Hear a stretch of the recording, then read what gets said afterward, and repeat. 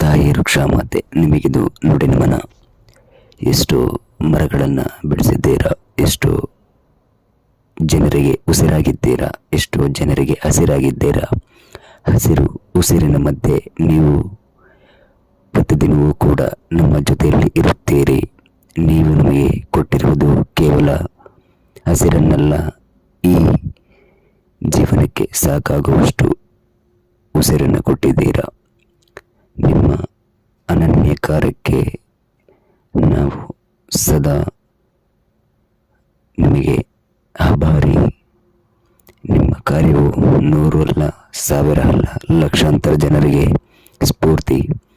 ಇದು ನಿಮ್ಮ ಅಂತಿಮ ಅಂತ ಅಂದುಕೊಳ್ಳುವುದು ನಮಗೆ ಆಗುವುದಿಲ್ಲ. ಹಾಗಾಗಿ ಇದು ನಿಮ್ಮ ಹುಟ್ಟು.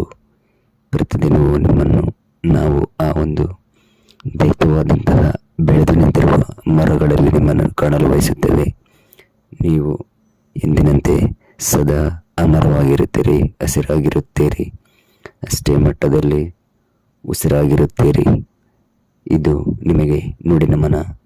ಮತ್ತೊಮ್ಮೆ ನೀವು ನಮ್ಮ ಆ ಎಲ್ಲ ಮರಗಳಲ್ಲಿ ಸದಾ ಜೀವಂತಿಕೆಯನ್ನು ತುಂಬಿಕೊಂಡು ಇರುತ್ತೀರಿ ಎಂಬುದು ನಮ್ಮ ಸದ್ಭಾವನೆಯಾಗಿದೆ. ಆ ಭಾವನೆಗೆ ನಾವು ಯಾವಾಗಲೂ ಗೌರವಪೂರ್ವಕವಾಗಿ ನಡೆದುಕೊಳ್ಳುವಂತಹ ಕಾರ್ಯೋನ್ಮುಖ ಕೆಲಸಗಳನ್ನು ಮಾಡೋಣ ಅಂತ ಹೇಳ್ತಾ, ನಿಮಗಿದು ಅಕ್ಷರದ ನುಡಿ ನಮನ ಆಗಿದೆ ತಾಯಿ.